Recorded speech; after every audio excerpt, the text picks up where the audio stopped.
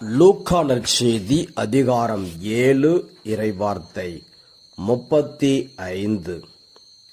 எனினும் ஞானம் மெய்யானது என்பதற்கு அதை ஏற்றுக்கொண்டோரின் செயல்களே சான்று என்றார். இறை இயேசுவில் அன்புமிக்க சகோதர சகோதரிகளே, ஞானத்தை நாம் ஏற்றுக்கொள்ள வேண்டும். இந்த ஞானம்தான் இயேசு கிறிஸ்து. இயேசு கிறிஸ்துவை ஏற்றுக்கொண்டவர்கள் எப்படி வாழ்வார்கள்? எபேசியர் 5:6. வீண் வார்த்தைகளால் உங்களை யாரும் ஏமாற்ற விடாதீர்கள். எபேசியர் 5:15. ஆகையால் உங்கள் நடத்தையை பற்றி மிகவும் கருத்தாய் இருங்கள். ஞானமற்றவர்களாய் வாழாமல் ஞானத்தோடு வாழுங்கள்.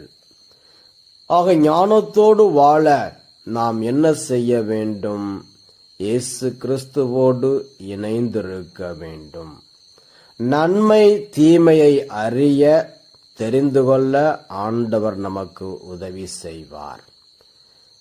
நல்லது எது, கெட்டது எது, நல்ல வழி எது, தீய வழி எது என்பதை ஆண்டவர் இயேசு நமக்கு கற்றுத்தருவார்.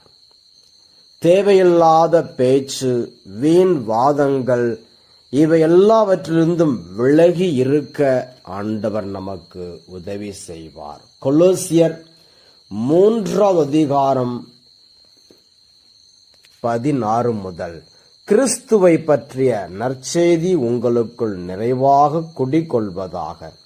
முழு ஞானத்தோடு ஒருவருக்கு ஒருவர் கற்பித்து அறிவுரை கூறுங்கள். திருப்பாடல்களையும் புகழ்பாக்களையும் ஆவிக்குரிய பாடல்களையும் நன்றியோடு உளமாற பாடி கடவுளை போற்றுங்கள். எதை சொன்னாலும் எதை செய்தாலும் அனைத்தையும் ஆண்டவர் இயேசுவின் பெயரால் செய்து அவர் வழியாய் தந்தையாம் கடவுளுக்கு நன்றி செலுத்துங்கள்.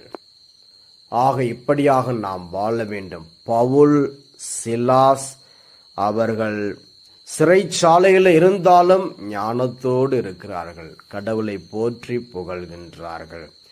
ஸ்தேவான் இறக்கும் தருவாயிலும் கூட கடவுளை போற்றி புகழ்ந்தார்.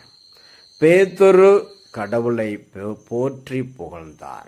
நாமும் ஞானத்தோடு வாழ்வோம். கடவுளை எப்பொழுதும் போற்றி புகழ்வோம். ஆண்டவர் நம்மை ஆசீர்வதிப்பாராக. ஆமென்.